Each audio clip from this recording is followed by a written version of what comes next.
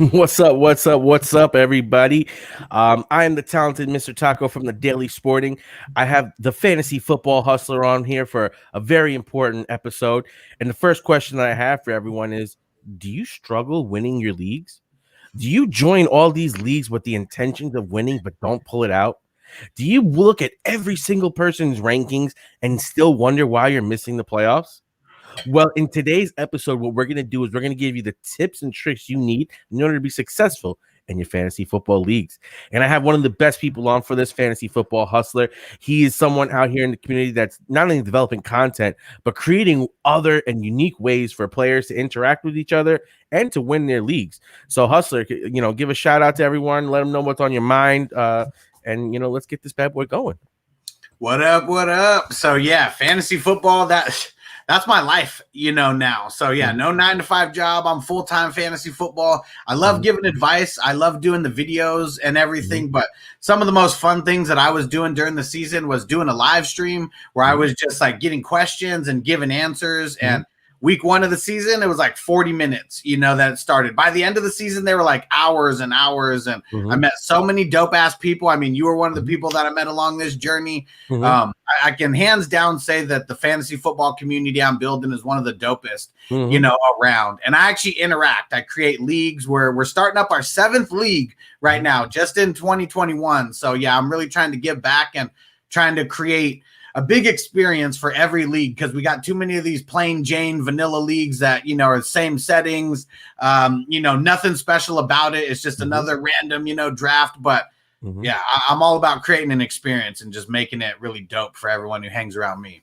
Absolutely, bro. And I agree with those sentiments wholeheartedly. And it's something that I practice what I preach, man. Like I was just showing you a league that I created for my friends that, is completely customized with scoring in order to make it more interesting for everyone. Because like you said, you play those plain Jane vanilla leagues and, they're fun for a little bit, but unless you have like a really good core group of people, it doesn't keep your interest so much as when you see your team scoring 300, 350 points, you have a guy going off for 75 points. You're like, oh my God, he scored. So it just gives you so much more excitement and so much more pizzazz to the league. And I think, what Hustler brought up right now is the number one point that I feel like that everyone needs to keep in mind in order to win their leagues. Know your settings and know your settings before you do your draft. Like Hustler said, there's standard leagues and then there's regular, and then there's, flavored up, spiced up leagues. There's super flex leagues. There's tight end premium leagues. There's IDP leagues, and Hustler's way more versed into these sets than I am. It's like, whole different factions of Twitter just devoted to these certain, specific things. So, it becomes very tribal, but it also becomes very competitive once you know what you're doing. And I feel like that's a big key. Don't you think so, Hustler? Oh yeah, I would say, I started playing fantasy football back in 2006. So, I'm not new to this. I'm true to this. But, there's a lot of people who started in the last couple years, and like people who I'm rocking with right now, like there's a lot of people who've literally been playing 3 years or less who met me, and they're like, wow, there's actually like more to this fantasy football world than my 1 QB, like half point PPR league. And so like, just hearing me talk last season, talking about IDP, getting some random questions, people are like, what, you can play with defensive players, not a whole team, so I think that they're just the awareness of knowing that there's more. Like, I love the fantasy footballers. I'm still in the Foot Clan because I think it would be bad karma, to pull that $5 a month away or whatever. But like, once you get past that, and once you realize that there's like a whole bigger world, than these 1 QB half point PPR leagues, I just feel like it's opening a can of worms, that's for sure. And if you hang around me, you're going to turn into a fantasy football addict, because all these settings aren't hard. You just literally have to have someone explain to you why they are the way that they are. And that's what I'm great at. And I just think that that's such a key point that most people don't even realize before they draft. Like they'll get into a league and they'll start drafting and they won't look at what the settings were. Like a key, I think, league like that was I was in one of these FCE eliminator things with Andy Behrens, right? First time ever playing. It's like a best ball type league, and best ball is its own thing compared to like regular fantasy. So that's something you also have to keep in mind when you're playing these. It's like, what type of settings? Are you in a best ball league? Are you in a regular league? Are you in an auction draft? Or are you in a snake draft? So all these things come into play, and I'm looking at it. I'm like, okay, can I see like how the points are broken down? As I'm looking, I'm seeing like, yo, these tight ends are scoring mad points. What's going on? And it turns out it's a tight end premium. They don't put that in the title though. So I'm sitting there and I don't realize these things until you start going into the draft and you start looking at the QB score and you're like, yo, these QBs is bomb. Why am I gonna go? Like, I want to make sure I get one of these. And sometimes, like in most traditional fantasy football leagues, QB is one of those positions that you wait on. That's where psychology and strategy, is going to change so differently based on your scoring, because in one league you're going to value the QB, and the other league you're like, well, let him fall because I can get Josh Allen or whatever QB this year is the bottom guy that's going to come up. The year before was Lamar Jackson, last year was Josh Allen. This year could be, Danny Dimes. I know the Hustler loves Danny Dimes because Danny Pesos is what I call him. Dimes is too good for him right now. He's got to earn that Danny Dimes nickname again. You can't be getting tripped up by ghosts when you got, all nothing but, field and nothing but grass in front of you. You can't be getting tripped up by ghosts and keep the Danny Dimes nickname. I set him up for that because I knew it was coming, but you get the point here. Every year there's a quarterback at the bottom of the draft who is way more valuable than his draft position, and that becomes part of the strategy. But depending on your league settings, you might reach for them earlier. Now, before we get into some statistical breakdowns on settings, I want to ask you to break down one league for the people, because I was on a show with you once and you talked about it, and it's vampire leagues, because I think that was one of the coolest leagues I heard about. So tell the people a little bit about a vampire league. So it's a little insane. So the first I heard of it was Matthew Berry bringing it up in, might have been 2018, I want to say. And it was kind of too close to the season to where I couldn't start it up, because there's a lot of custom settings like in this. Like, you have to have a dedicated commissioner if they're going to do a vampire league. But pretty much the premise of it is there's one team who's the vampire team. There's usually 10 teams in the league. All 9 teams draft. The vampire league, the vampire team, they're not going to draft, or, they're going to have to draft, but you just pick bums at the bottom that nobody's going to pick. And then, so the vampire team is going to be comprised only of free agents that are there. So, there's going to be good free agents because only 9 teams drafted out of 10, but that's what you got to start with, and the way that it works is when the vampire team beats one of the regular teams, the vampire team gets to steal one of the starters from the other team. And you pretty much trade a player, and you got to trade a starter for a starter, but you're getting to upgrade and literally pick the best player, of whatever team you end up beating. So it's really cool. Last year was probably the best year to be a vampire, because a guy like Herbert, he was available, and that led the vampire to a couple victories. By the end of the year, I was a little bit jealous. 2019, I was the vampire in this league. It did not work out so great. The first game I won, it was the game when Saquon got hurt, and that was the guy's best player. I was like, damn, now I can't even take his best player. I got to take his second best player, which was Chris Carson. It didn't work out. But I won like 3 games, but the dude last year, I swear it had to be the most fun for him, because he was cracking off win after win. He was just sniping people's best pick left and right. Like, his team was so good when I played him that I almost wanted to sit Travis Kelce, who was my best player, just not put him in, because I wouldn't have cared who else he took. But of course, Travis Kelce has his one off game of the season. He beat me. He stole him from me, and I cried the entire season. And can I say something? That's the definition of knowing your settings, because guess what? He can't take Kelce if I lose, and he's not in my roster because he can only get a starting roster player. So do I protect my guy? That's the strategy that comes into fantasy football that no one talks about, because yes, ranking players is very important. Knowing what situations players are in is very important. But guess what? Everyone has that information, and obviously the better information you get, the easier it is for you to win. But let's face it, you have to come up with the strategy. You have to know what you're doing. You have to know how you're going to do it in order to beat them. Because fantasy football is not checkers. This shit is chess. You got to know what's going on. You got to, in those final rounds, understand, my running backs is okay, but I definitely need someone. So let me grab this guy, because just in case someone goes down, this might be the dude. And next thing you know, you got the dude. Like James Robinson. James Robinson last year, at the end of the draft, people were like, I don't know, he's an undrafted guy, Jacksonville. Next thing you know, you're like, James Robinson. Like, you champion him because he's your beast. He's carrying you places. Like, James Robinson was the man. You know what I mean? Let me give you one quick example of chess versus checkers. So in a couple years ago, 2018, that's when I upped my game. I got into 8 leagues. That was the first time I ever did more than 4 leagues in a year. And 100% of the leagues that I was in, Nick Chubb was drafted. Okay, because top 3 pick, you know, in the league, like he was one of those hype running backs, you know, drafted in 100% of the leagues. He was dropped in 100% of the leagues as well, you know. So that's something where if you commit to a rookie, you know, you better commit to them for the long haul, because every team dropped him. Every team in every league that I was in, they dropped him. I was at home working that day and I saw the news, you know, like that was back when I wasn't on Twitter that much. My only notifications were from like Adam Schefter and like all the big ballers, you know, so that was my edge in my leagues. And I saw this Carlos Hyde is traded to the Houston Texans. And I was like, this is not a drill. I went and picked him up on all 8 teams, like within 5 minutes. And like, all I got was text after text, like, you son of a bitch, and blah, blah, blah. And it was all the people who dropped him a week before or 2 weeks before. Like, literally, you know, just like those people who sold AMC stock, you know, before I went up to 60. That was a good comparison. and here's a lesson. Diamond hands. You're either going to win with them or you're going to lose because of them. Either way.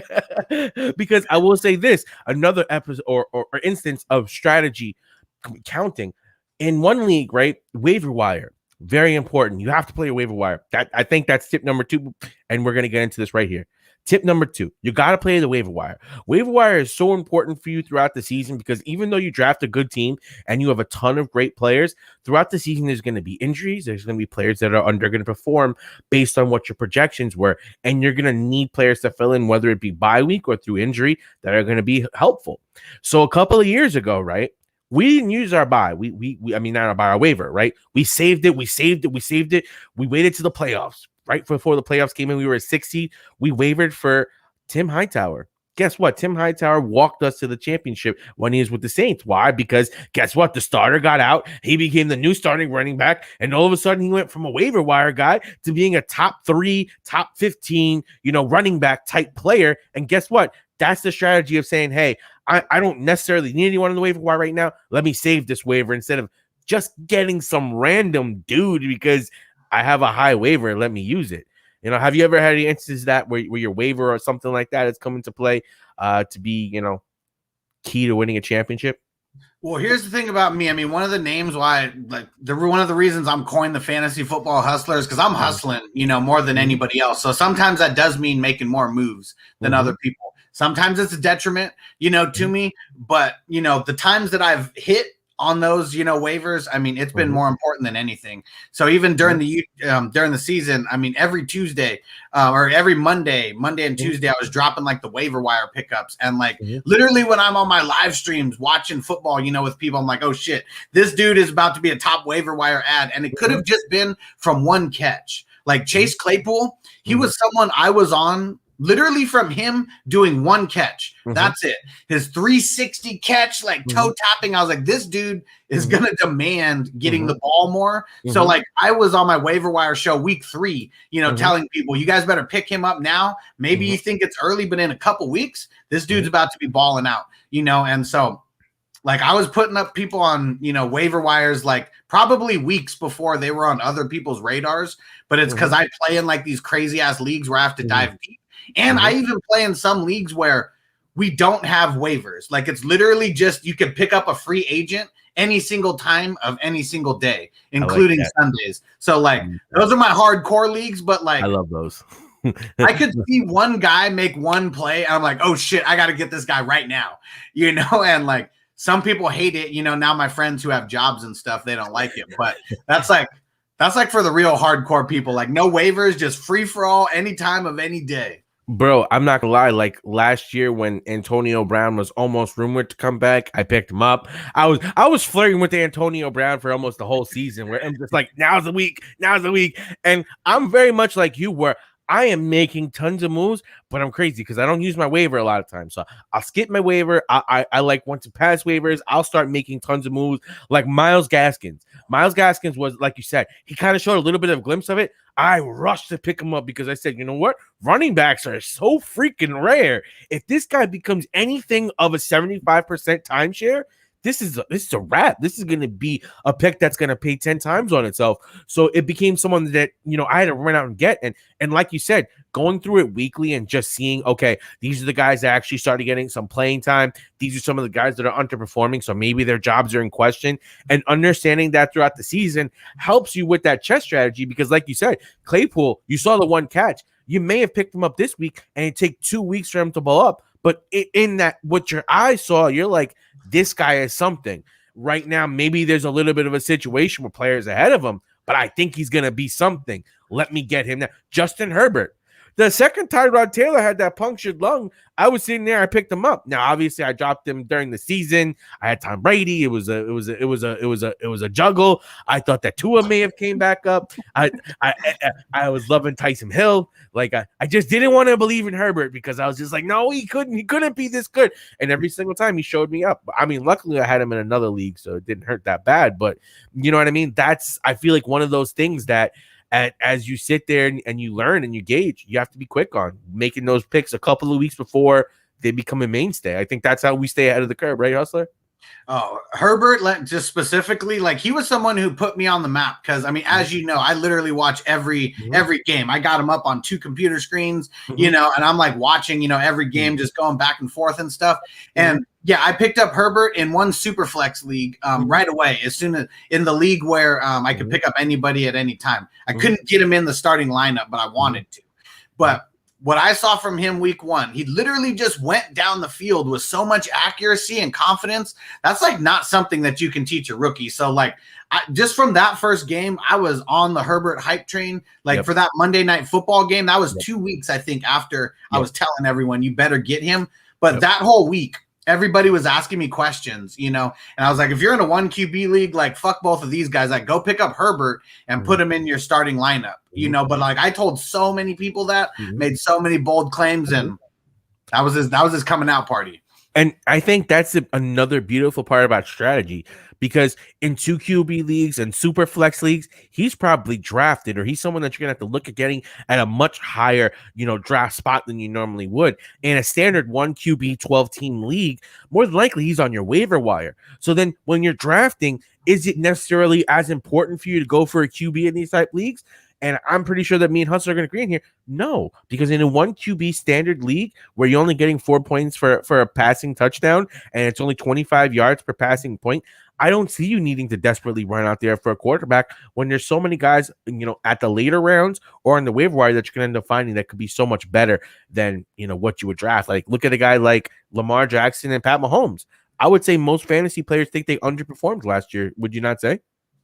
Well, for the draft position, yeah, because I mean, if you're in a super flex league, those guys are first round picks. Right. 1 QB league, I mean, man, third round picks, maybe second round picks. Absolutely. If I'm in a 1 QB league, though, I definitely value the QB position, but I value it different because I try to get one kind of mid-level QB, one, but I'm always trying to get a top tier QB 2. And like Patrick Mahomes and Lamar Jackson, those were both guys that I got in 1 QB leagues because once people got their 1 QB, they just didn't even look at anyone else. I'm trying to get those guys because if they pop off, I already got them on my team. Like when I had Lamar Jackson, like Cam Newton was my number 1 QB, drafted. I don't even remember why I drafted him, like somewhere in the 8th or 9th round, Then I get Lamar Jackson in like the 13th or 14th round because nobody's caring about going past those 12 QB leagues and 12 QB, those 12. Blah, blah, blah. So week 1, obviously Cam Newton was my starter. Week 2, Cam Newton was off my team because I got Lamar Jackson. Like you got that money now. And I think that's a beautiful part because you can stack at the end. I can get a mid-level QB. Like the beautiful thing would be to get like, a solid QB like the A-Rod type going into the last season, because A-Rod was undervalued last year because he was coming off a couple of bad years.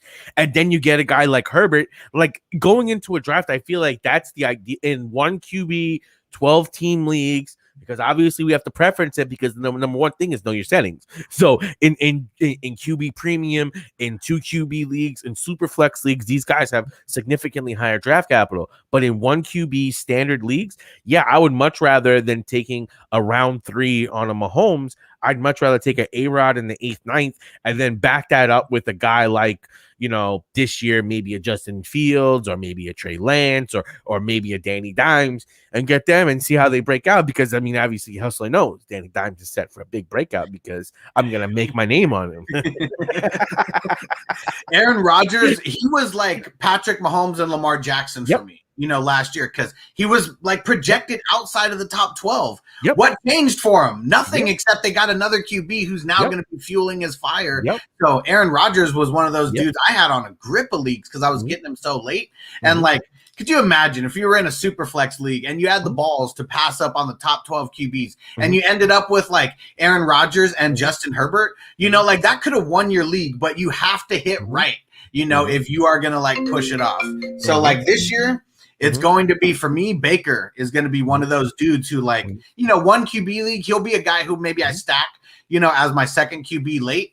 But, like, in a super flex league, he's someone who, and you're looking crazy at me right now. You're looking crazy. And you're hyping up Danny Dimes. I'm just going to give you the Baker Mayfield face. Well, here's why, though. This is the first season ever that he's having his coaching regime and offensive coordinator carry over from year 1 to year 2 of their regime. So. Just like Danny Dimes, right? Yeah, I mean Baker Mayfield's actually. I mean, who has more weapons on a couple games? I mean, okay, we don't make this about Baker versus Danny because we're gonna have that discussion. That's coming.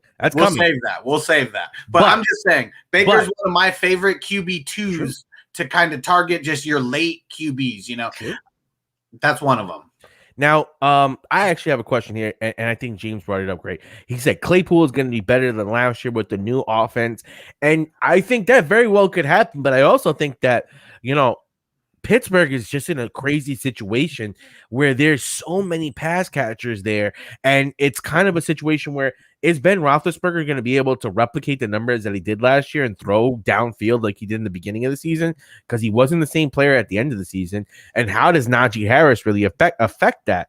So I think when you're looking into, fantasy football and you're looking for like the third tip, I think this brings the perfect third tip. Know what happened in the offseason, know what the game plan is going to be, figure out or try to project what you think is going to happen. So I definitely agree with you. Claypool could go off.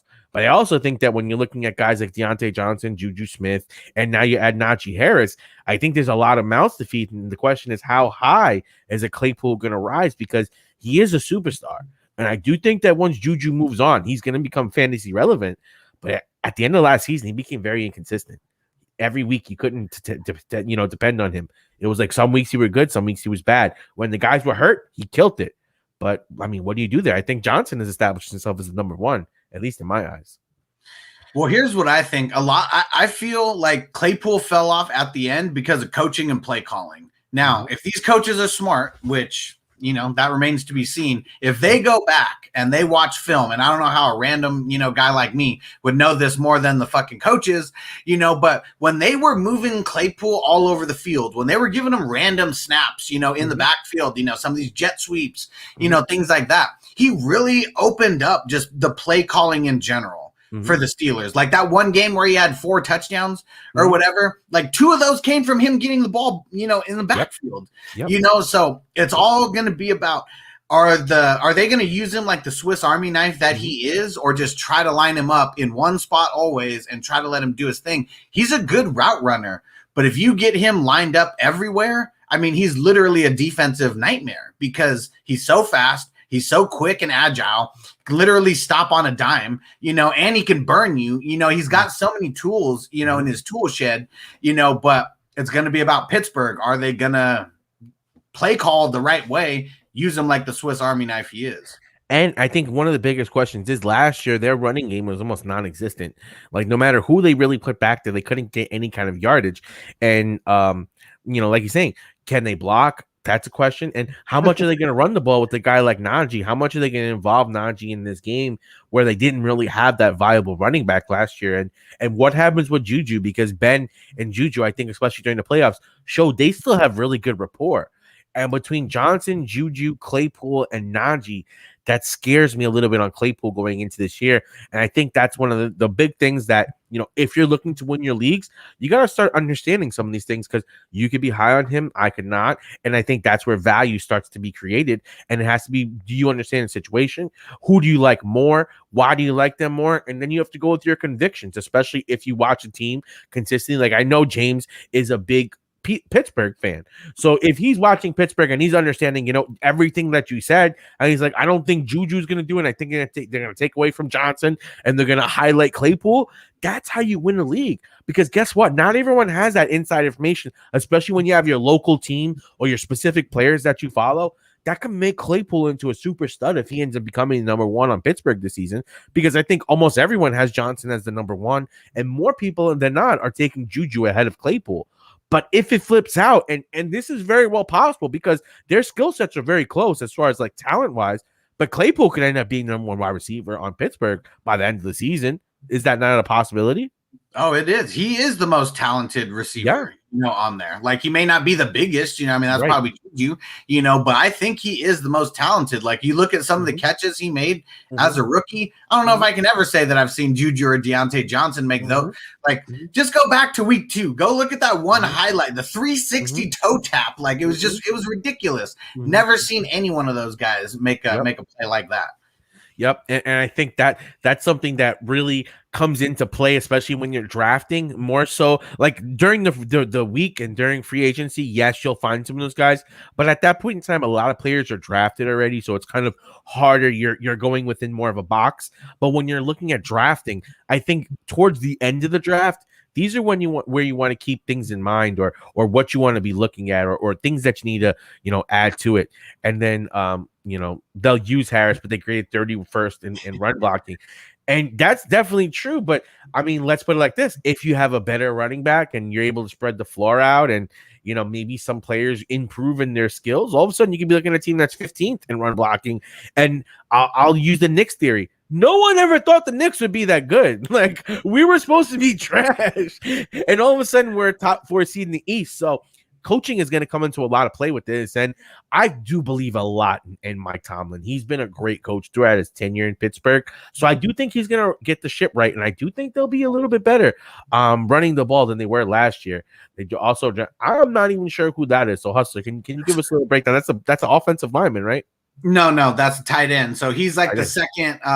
He was like, if Pitts wasn't in the draft, this would be like the Pitts of this draft. So he's a baller, but because Pitts is like, such a crazy generational talent, he's kind of getting overlooked. But I mean, if he goes back and he's like that Heath Miller, that Ben's looking for, like, this dude is super talented. We just know, like, rookies, rookie tight ends, I mean, sometimes they don't get a lot of love right away, but the dude is he's talented. Yep, I definitely agree. He's going to help Ben because you won't have to throw all that much. And where will Juju be in 2021? Lord knows. He's going to have a really make or break season on his hands, because I feel like his value was deflated going into the season. And that's why he took that 1-year deal with Pittsburgh, just because, there wasn't many multi-year offers available for him. So he said, hey, let me take something that's going to, get me paid for now and go into next season where there's going to be a new collective bargaining agreement in place. The cap is going to go up and he can more than likely get a bigger contract. So it's really going to come down to who's in play. And that's something that we're really just going to have to wait and see about, because I mean, we haven't even seen what happened this season and know what's going to happen next season, because there's going to be a lot of rookies and young wide receivers that are going to really step up and I think improve their game. Like a guy like Denzel Mims.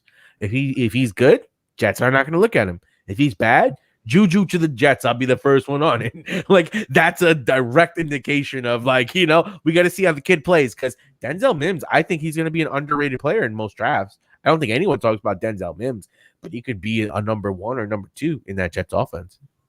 Yeah, he's going to be good. That's for sure. And especially like the value of where you kind of got him at, like super low. I have in a couple dynasty leagues that from last year, carrying over where here's one of the rookies, that I drafted, but he's someone in your draft. He's going to be going so late. I mean, he's probably not going to go before round 10 or something, and he's probably not even going to be a starter when you like, you're not going to draft him as a fantasy starter, but like, that's going to be one of my favorite, like bench wide receivers to swoop up just because the potential is there. Who knows if he's going to live up to it? It's the Jets, but I'll take the chance on someone like him. And then Juju, it's only going to be a money grab for him. That's one thing that it's going to be for sure because he had the chance to go to the Chiefs and the Ravens this year. And I would feel like getting a Super Bowl or, Super Bowl run would be more important than 1 year worth of stats, but is what it is. And I agree here too. If you're going to see a bigger cap jump in 2023, you might see a lot of 1 year deals as well. Or you might see kind of like what the Giants did, where it's like maybe you move the money around where you push it into 2023 and you sign them in 2022, knowing that they'll get the longer deal. But I think that this definitely brings to light a lot of good points. And I think it sets up the fourth point that I have that's really critical into fantasy football 101, and that's positional strength. Like you said, a guy like Mims, because of where he's drafted, is going to be insanely valuable because guess what? There's so many wide receivers that get drafted now or that are going to be available where maybe they're not drafted, but maybe they're number 2 or 3 on a team that gets overlooked and they start playing up or that team plays better and now they become valuable and you get them off the waiver wire. I think consistently we see, wide receivers and running backs who, come out of nowhere to become fantasy football superstars and league winners. And my question to you is, do you adhere to any of these philosophies? Because to me, like when I'm in, especially like, and I'll speak to the standard drafters. So we're talking about, 12 team, 1 QB, 1 point PPR leagues, that's what we say about QBs, why you can take them late. It's just because of positional strength. There's so many more QBs in 1 QB leagues. If you're only playing 12 QBs, that sets them up to have deeper value. Whereas running backs, there's only maybe 10 running backs in the league that are bell cow types. So that's why running backs are elevated. Or wide receivers.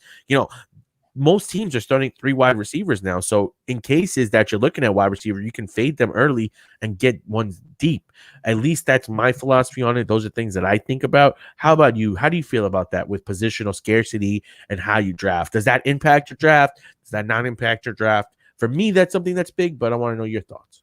Oh, for sure it's big. I mean, that's why if you're in a 10-team league, like 1 QB league, let's say you're in a 10-team 1 QB league, Travis Kelce is a first rounder because he's literally that much better than everybody else. Like if I'm in a super flex league, in like an IDP league, where it's like pretty deep rosters, the running back 2 spot is actually my least valuable position, like of my starting roster, so like I won't put a whole bunch of emphasis into my second running back. I'll try to get a bunch of guys, with good late value, but it's literally just because of what you said. There's always going to be some running back or a couple running backs that come out because I'm the hustler. I'm just going to be a step ahead of the game, and I'm going to be on those guys. And I already know that I'm going to be on type of guys like that. But let's talk about even like a guy like John Brown, everybody is super down on right now. He's going to be the number 1 wide receiver on the Raiders. And like, even last year, he was like my favorite last pick in all of my drafts last year. So like he's probably going to be one of my favorite, like last picks in like the draft this year, because nobody's going to be on him. If I can get someone like John Brown, who's the potential number 1, it should be, outside of Darren Waller, on that squad, and I can get him with like a 12th or a 13 round pick, it's nothing, but like the potential is like so much there that he can outperform, that ADP. So yeah, all about the value and adjusting for position scarcity. That's why I always try to get a tight end early, just because if you go back and look at all the people who won your leagues, I bet you they had a top 3 tight end.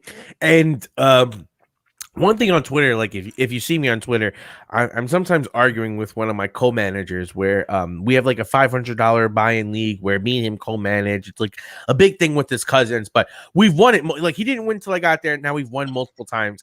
And so we're able to pick anywhere we want to pick because we won the consolation bracket. So we're debating between maybe taking the first pick or somewhere in the top 5. And my big thing to him is like, we need to get a tight end though. like, tight end is the number one thing in a 14 team, 1 point PPR. We got to have tight end. We win when we have tight ends. The first year Waller was big, we had Ingram and Waller, and we got Waller at the end of the draft. And then Waller was a baller. He blew up. We used Waller to trade for Aaron Jones. Aaron Jones goes off in that game versus, I want to say, Minnesota, where he breaks off that big run, wins us the championship on that run. So it's literally a situation of everything that we spoke about combined into one. Positional scarcity. Tight ends aren't really that good. There's not that many good tight ends. Depth. Okay, guess what? There are some tight ends that are going above him because guess what? People have their names on them. People didn't understand the situation that was pertaining to Waller. He might be the number one pass catcher. So we get him with like the 14th, 15th pick. He's vastly overperforming that, and now guess what? Now I have a trade candidate who gets me the number one guy that I need to be that running back one to win the league. And that's putting everything we said together. That's just blending it all up into a beautiful fantasy football smoothie. And we just drank the championship down. Like, you know what I mean? That's what we did. So, and I agree with you wholeheartedly, man. And like when you have Travis Kelce or, not George Kittle last year because he got hurt, but if you had Travis Kelce or Darren Waller last year, you didn't have to stream tight end at all. Like you literally didn't. Like imagine how much time and effort goes into just streaming tight end every single week. And if you don't have one of those top three, I mean, maybe, Pitts gets mixed in there. We don't even know if he's going to be that dude, but he's going to be drafted that way. Yeah. It makes a difference, especially if you're hitting waivers every single week. Are you going to want to burn the top waiver on, the flavor of the week tight end every single week? I got a little something spicy for you on this one since you brought up Pitts. I think I like Pitts more than Waller right now. I think I'm like I won't draft him like that. And when I say I like him more, I mean I like more like how the package goes. Like Waller is going to cost you in that first 3 rounds now. Yeah, I don't think you can win a league if you're drafting Waller as in your top 3 rounds. I don't think he's going to put up enough points to justify it. I understand the tight end position. I understand how good he did. I'd much rather take an upside shot on a guy like Terry McLaurin or Allen Robinson or any one of these wide receivers who, there's a chance that Waller might finish higher than him, but there's a chance that Allen Robinson is going to blow the doors off of what Waller scores. So you know what? I will take that upside, and I do look at some of these other guys that might be, available. And like when you look at a guy like, in Tennessee, he was hot until I guess today, Ferkshire or some of these other guys that just might have that good opportunity where you can get them at that value or seeing where Ertz goes. But I think that just plays into all of it. It's just kind of like understanding where the guy you want is, what's his value, what he can do, and where you're going to draft him and blending that perfect smoothie together, just sipping on championship rings. Yep. And, last year was the big year that I really made a shift in tight end for me. And I just went and looked back at I'm in so many leagues. I just went and looked back who won the leagues that I didn't win. What were some of the leagues that I won? Where were the consistencies? And more often than not, the tight end, they had a top 3 tight end, and it just makes that much of a difference. Oh, and what I was going to say is another player that actually did really good for me because I am a tight end. I don't want to call myself the tight end whisperer, but we play around and we fondle with each other a little bit. TJ Hawkinson, man, last year was a guy that I pretty much got across the board where he was so solid. And there'd be games where it's literally he had 3 catches, but he caught a touchdown. And I'm sitting there, I'm like, I'm ready to drop you. And then it's just like, you got a touchdown and you're doing it. And I think that's going to be one of the guys where if Jared Goff plays like Jared Goff, he might be good. Well, the thing that's crazy is even someone like Darren Waller, he got hot at the right time because down the playoffs, if that's all you look at, awesome. He was a baller. But if you look at all of his games, I swear it was 8 games where he only he didn't even have 50 yards. Yes. This is why I say you cannot take him in the third. He had 8 games of 50 yards or less throughout the season. In a 16-game season, that's 50% of your season. That cannot be a top 3 pick. I can't do it. I can't do it. I'm sorry. You got me started. Keep going. But yes, I was posting about that. Yes. That was one of those things because I was not on Waller last year, but it was because of the previous year where I did have him. He was a free agent pickup, for me because nobody knew about him. He didn't get the hype until right at the end.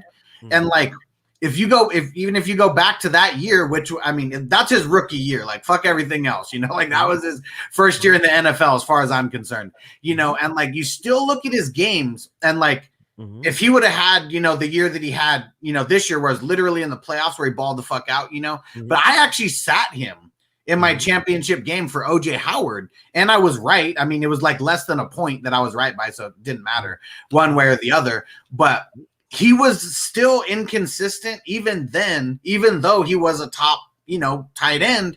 But that's just why tight ends, like the cream of the crop, like are going to be Kelsey and Kittle, for me. Like those are the two that I will pay up for. We can't predict injury, but those are the two that I'll pay up for. If I don't get one of those two, it's all about value to me at that point.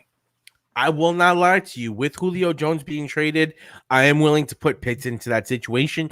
I do have the beautiful opportunity of getting a couple of preseason games before I pull the trigger, because in most redraft leagues, I guess we'll talk about that as a final tip. You don't want to draft before like the final week of the season. You want to save it for as late as possible. And that is the tip, I guess, the final tip that we'll hear, fifth tip.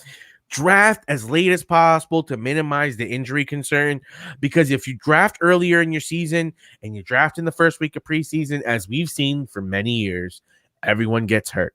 And the beautiful part about preseason also is you get a little chance to understand about who's doing what, how do they plan on running it, are there changes to the offense, how does the offensive coordinator plan on running this offense, and those are key things that you want to know, especially as a fantasy football player, and especially when you're looking at these later picks, or when you're looking at top picks and you're debating about, are they getting the usage necessary for them to become someone that I want on my team? And I love the fact that we're getting at least 2 preseason games.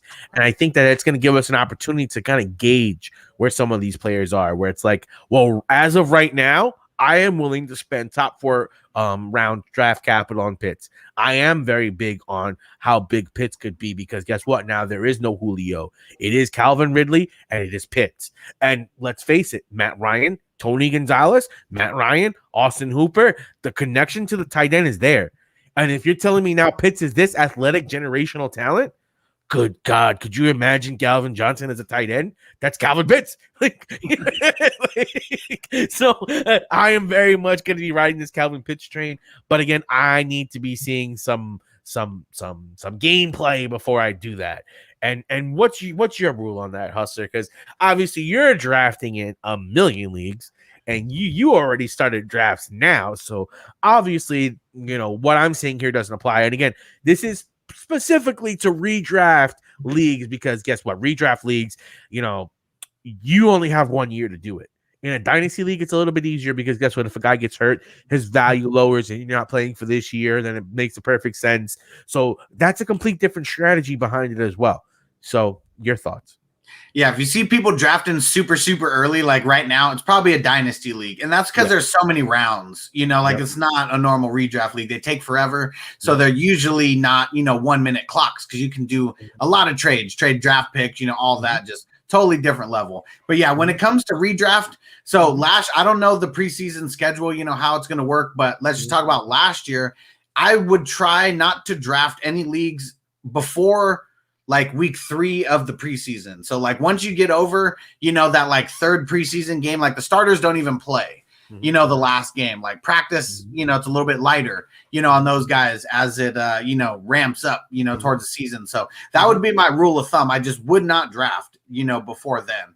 And I remember there was 1 year that I can even put as an example in my work league. I was, the owner of the company was the commissioner, but I was the one who was telling him everything the way that it should be. And I told him we should draft, 1 week before the season starts. But because he was going on vacation and stuff, we had to push the draft up to before week 3. We drafted during the week before those games. And he had Julian Edelman and he had Spencer Ware. And it was both of those guys like went down in week 3 with like PCLs. And so like, it's just one of those things where like if 2 of your people that you have plugged in as starters, as you drafted them, go down with something like that, that just really, really sucks. And like for guys like me who hit the waiver wire, of course I picked up Kareem Hunt, So my God, I was gonna say, was that the Kareem Hunt here? Was that the rookie Kareem Hunt? Unbelievable, win me a championship with the 3rd round pick, because it was like Kareem Hunt in the 3rd round. Fuck you, bitches. I know what you mean, bro. Keep going.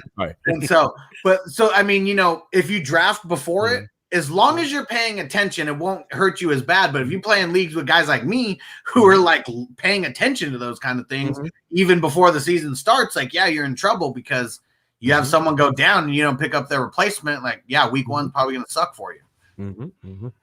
And I honestly couldn't agree with you any more than that. I really put my theory and thoughts on that. I personally am a proponent. I like drafting Labor Day weekend because basically the league is going to start and I'm drafting that weekend before. Personally, I have 2 leagues where we all get together. The coolers are set up. The draft board is there. The stickers are laid out. And we have a bunch of guys drinking, putting stickers on the board on Labor Day weekend. And it is a fucking blast. It's a blast, bro. I love it. But I do want to get out there for some of these big boy leagues. I want to go out to Vegas and maybe do some of the drafts. I got to get into some Hustler leagues because Hustler talks about these leagues, and we're going to be promoting it here on TDS to get some people in it. Maybe we do a Hustler TDS league, try to get some of the fans in there, beat up on you guys. Don't worry, we're not going to take your lunch money, but we are going to beat up on you. Got to show you there's levels to this. But one thing that I have to say that I think is going to make this year different for a lot of people than others is that Hustler, I have to say, developed a resource for managers, for fantasy football players that's going to be invaluable. It's going to give you all the information that me and him are looking at in order to make our perspectives. And what we're going to do on top of that, we're going to keep giving you things like this, like the Fantasy 101. So, teach a man how to fish and he eats forever is the saying. So that's what we want to do. We want to teach you guys how to do it. And we want to give you the resource to do it. Because guess what? A fisherman doesn't fish with his bare hands. He uses a fishing rod. And this year's fishing rod is going to be the Fantasy Football Hustler Draft Kit. Now, Hustler has put together a database that's going to be giving you so much information that I don't even want to talk about. I'm going to let him talk about it. So Hustler, tell them what you got here for them. Tell them why it's so advantage, why it's going to give them such an advantage over doing anything else. And really, let them know this is where it's at. So first off, I'm a fantasy degenerate. I know some people don't like, that term, but I just love fantasy football and I need to get into as many leagues as possible. And you always need to go find stats. You need to find resources. And so what I wanted to do is compile one place where literally you can just get almost every single stat on every single player and going back as much as 3 years. And what I wanted to do, because I play in a few leagues that have different scoring systems, and that's always been the toughest thing for me is looking at stats compared to scoring systems. And so I wanted to have something where you can literally get every single default scoring setting mixed in with all the stats. So this has everything broken down in standard, no PPR, in half point PPR, in full point PPR, and then I do have my Hustler defaults on there, which is 2-point PPR and 0.25 point per carry. We got charts on there. We got graphs. We got averages broken down. There's just so much information on here, and it's a one-stop shop. So you get on the home page here with all the 2020 ranks and stuff, and you can literally jump to any position. We're doing offense. We're doing defense. Got it all broken down in points per game because now we're adding in that extra game. So points per game is going to be the most important stat this year. And it hasn't really been before. This year, more than ever, it makes the biggest difference. We got over 700 players broken down right now. I got guys like Spencer, the Guru, and Bogart Scott-Free who are going to be adding in their ranks here pretty soon. We got Jordan from the IDP Army who's going to be mixing in his big IDP ranks, in here. But there's going to be something that's going to be updating throughout the season. Or we're updating all the way through the season and then throughout the season. But yeah, this was something that I created for me, knowing that I'm a degenerate. And then now it's good enough to share with the world. Absolutely. I love it. Personally, like I said, it's a tool that I'm going to be using. I'm going to do deep dives on it. I was already telling Hustler, I like to show off some of the scoring and some of the settings. So it's going to be a tool that I'm going to be trying to show off for you guys and show you how much you can use this tool to your advantage in order to actually become successful in your leagues. Because not only do you have to have the strategy behind it, but you have to have the knowledge behind it. And like we said, this is a chess game, not a checkers game. It's just not an individual move where I'm going to move this one piece here, this one piece here. You have to start setting it up. So you have to start seeing, okay, you know what? The 3-year averages on this guy, he honestly overperformed. Or you know what? Look at it. Last year was a bad year, and this year he's going to a good situation. So it just gives you so much information and so much knowledge in one place where you're not sitting there and looking and figuring out, oh, I need to go look up every single player, because that's going to take too much of your time. And guess what? Time is money. Time is life. Would you rather spend your time watching and looking at all these different videos to find out how much someone scored, or what points are they getting, or what system is he better in? Or would you rather look at one steady system that shows you everything, all the different point structures, 1-point PPR, 2-point PPR, custom settings, and just be able to have that one-stop shop, and then be able to go and spend your time, watching whatever game or watching whatever movie, or going out to the bar, or having a barbecue, and spending your time living life, and spending your time trying to be, fantasy football degenerates like us. Let us do that for you. Let us get these skills here for you, and let us help you win your leagues. Right, Hustler? Oh, we already put in all the work for you. All you got to do is follow the blueprint that we lay out. That's it. Right? We're going to teach you how to fish, and we're going to get you the rods that you need to go out there and win these leagues. So for all my people that are hunting for chips, we got the resource for you necessary. And where can they find this, Hustler? So they know about this great resource, but where are they going to get it? So 2 ways. If you want to just pay upfront one time, you're going to want to send a DM to Taco here. Make sure you hit him up. You're going to be able to get a 25% discount. So everyone else has to pay $40 for this. But if you're using Taco's promo code, you're going to get 25% off.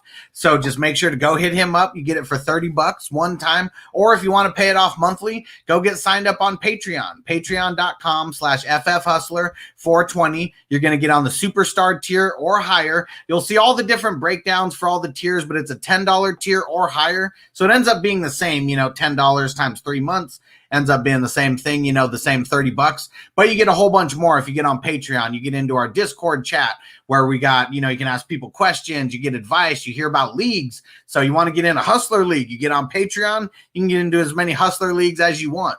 We're in our 7th startup right now. And when it's all said and done, because I'm going to be mixing in, Taco talked about best ball. We're going to be mixing in some of those. We're going to be mixing in normal redraft leagues. We're going to be mixing in vampire leagues. We're going to be mixing in guillotine leagues. So I'm probably going to have over 100 leagues, when it's all said and done. And but that's just one way I'm giving back to the people. It's create some dope experiences along the way. Awesome. I love it, and I'm not going to lie. I am here for it. You're going to see me and Hustler doing a lot more collaborations. As always, we have guys like Ricky and Dave are going to be on, and we're going to start pumping out our fantasy football stuff. So it's going to be a big fantasy football season. We're starting extra early this year. We didn't start until a couple of weeks before. We were more in like August when we were starting. So now we're starting in June. There's going to be a lot of content coming. Fantasy football 101 is going to be something that I'm going to be doing hardcore before drafts in order to get you guys ready. And during the season, we'll have our start sits. I'm pretty sure that me and Hustle are going to find a way to collab and get you guys the stuff that you guys need to be successful, because honestly, that's what we're here, Hustler, right? We're here to do things to make sure that these people are successful so they want to come back to us, right? Because guess what? There's a lot of people out there that are going for CBS and ESPN that they do their rankings, but do they ever sit here in front of you? And when you have a question, do they answer your questions right then and there? Do they say, hey, Joe, what do you need, buddy? You need help with wide receivers? I got you, buddy. That's what we do. That we're talk, like he says, he answers all your questions. When you're in his group, he provides information for you. And that's, I think, one of the biggest keys is that access, right, Hustler? Because they don't give you the access that we give you, and that's what's going to help you win. Because guess what? You have questions, and they don't have answers, but we do, right? Oh, yeah. And I mean, even though I love guys like Matthew Berry and the footballers, like they're so big time, they don't have time for this. I mean, when my supporters shout me out and they're like, hey, you run a better, community than Matthew Berry and, the footballers and all that. Like I take pride in that because I am taking, the way that they laid it out for us, but I'm just enhancing it. I'm just putting some steroids, involved in everything that they're doing and just, taking it a level farther. And David, one of my homies in there in the comments, he said, hit me up when you're doing the charity league. So we're going to be doing a handful of charity leagues. Like the first one, I got a couple big timers in there. I'm super stoked. It's for the Dream to Walk Foundation, and D2W Stu, he's in here. It's his foundation. And so we got Adam Rank in the league. We got James Coe in the league. We got Schmitty in the league, and we got Marcus Grant. And then we got a bunch of supporters, from Patreon, and just guys who wanted an opportunity to be in a dope ass league like this, but guys who are willing to pay a little bit more in entry fees for the experience, just to be able to throw 100% of the proceeds to the Dream to Walk foundation. So that's one thing I'm really going to be doing this year is creating a bunch of leagues where it's big tournaments for charity. We got to give back, we got to be able to do some good stuff, in the community. Absolutely. So I'm definitely getting, I'm going to be commissioning a bunch of charity leagues in addition to this first one that we did for Stu's Foundation. And one thing for sure, Hustler, you can count us down in TDS. Even if they're bigger buy-ins, I'm gonna get the crew in. We're definitely gonna be involved in that one. And we have a local charity that we've been working with that does a lot of basketball stuff out here that I would love to talk to you about partnering with to set up one of these maybe leagues with them and get that going. And keep the collaboration going, because like you said, giving back is what this is all about. We can have fun all we want and enjoy this, but there's a lot of people that are less fortunate that don't have these same privileges and opportunities that we have. And if we're able to give back but while doing something that we love and having the competition aspect of there, I don't think there's anything that's better, because for me, I love winning a competitive league, but if you're telling me I win a competitive league and I'm helping a great charity out, like what's the loss? Like, even if I lose in the league, it's like you lost, but your money went to help someone in need. Like you can't be mad at that. And at least for the Dream to Walk Foundation, I forget how much he told me he's kind of getting, every single year, but we're going to raise probably close to $1,000, for his foundation. And he said, that's going to be a big, not a huge percentage of what he's getting, but a nice percentage that's adding on, to what his foundation gets in a year. So I love the St. Jude's, all those kind of things, but I really want to give back to some foundations where if we throw down 500 or $1,000, that it really, really, really makes a difference, for that foundation. And I think that, maybe we can take it another step and we'll figure it out, but maybe do some survivor leagues or some pick'em leagues where we could do the same kind of concept, because I know with Survivor, everyone, likes to buy back in, and I think that just keeps upping the pot to make it nicer. But we'll figure it out. And I love your philanthropic spirit, because I feel like that's what it's really about at the end of the day. Because we're in such a good, fortunate position that if we can give back, it means the world to those people, and that's something you can't take away. That's a feeling like the first time you help someone win their league and they come back to you and they're like, Hustler, you helped me win this league. That you can't price that. Like that's one of those rare NFTs that stays in your heart, where you're like, yo, I remember when that one guy told me how I helped him, and that means something. And I think that's why we do it, and that's why we keep going. And like Drew said, COVID made shit rough, and haven't done public hosted events in a long time. You can only stream so loud at the top of Facebook, but we've been keeping up. And Drew, definitely agree with you so much in that. I've worked with nonprofits for a while, and it's hard bringing awareness to a cause, because so many people have so many things that they're looking at that they tune out to a lot of these things. But I definitely love it. And we're down to support that too, just because it's a great thing. And we're out here in New York, so we're not West Coast like these other guys, but you know what? We still keep it real, and that's what it's about, helping the people. So Hustler, as we get out, I definitely didn't. So he had it was an unfortunate tragedy in his family, and I did. Posted a GoFundMe for his niece. So if anybody is on Twitter, go look for Rumboy's Robbie's post. Absolutely. He's got a GoFundMe going for his niece. He's a great guy, and he runs a great organization. I know you know that, but definitely someone that if you can support, definitely go out there and definitely do it, because like I said, he's a great person in the community, definitely uplifting. I've been on the show a couple of times, and I'm definitely grateful for that. So Hustler, let everyone know where they can find you. Let everyone know what's going up as we land the plane here and wrap this up. So go check me out on YouTube, Fantasy Football Hustler. You're going to see content coming there all the time, live streams, uploaded videos. Doing a lot of mock drafts right now, but when we get in full swing of the season, we're probably talking about 20 videos, per week that are going to be dropping. Go find me on every podcast out there. So if you don't like watching YouTube, go get it in podcast form. Everything's there also. Fantasy Football Hustler. If you like Twitch, because you can actually multi-stream or multitask when you're using Twitch, go hit me up there. Fantasy Football Hustler. And then go check out Patreon, patreon.com/FFHustler420. And if you're on Facebook and you want to get in, I don't know if we're the biggest, group in Facebook, but we just crossed 24,000 members. There may be one fantasy group bigger than us, but this is one of the dopest communities around. It's fantasy football advice, experts, gurus, and beginners. If you search fantasy football, you'll see it. It's got Devin White on the Devin White as the cover boy there, because we're repping IDP, and he should have been one of the MVPs of that Super Bowl.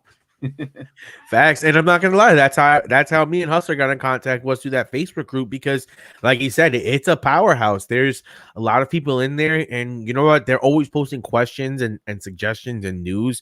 So like, even if you're not a big Twitter person and you like Facebook more, that's a good place to be, because there's just so much information there and so many debates. Because I feel like that's one of the best part about fantasy football is the debates. This is my guy, that's your guy. And, we're going to debate about that until the end of the season. And then once the season's done, it's a new my guy versus your guy. So, it goes on forever and ever, an endless cycle. Here at the Daily Sporting, I was very big into the fantasy basketball leagues. I helped a couple people win their championships. For fantasy baseball, we've mainly been sticking to IG and for Facebook recently. Baseball, I don't really see us going too heavy into, because football season is right around the corner. And much like Hustler said, we're looking at pumping out a lot more content, more things like this Fantasy Football 101, and things that are going to help you get the information you need in order to be successful in your leagues. And that's really the point of what we do here. So that's the Fantasy Football Hustler. I am the talented Mr. Taco. We are on the Daily Sporting. And until next time, people, we're out. Peace out. Wait. Hey, David and Taco, they bring that heat. All about UFC, way more than a fantasy. Let's see who going toe to toe. Throw down on the mat. Check the replay, run it back. We gotta check the stats. Hey, do this every day. We ain't come to play. This is sports talk, and we love talking MMA. Everything fantasy sports. Dopest show that I know. With Electric Dave and talented Mr. Taco. Let's go. Hey, yeah.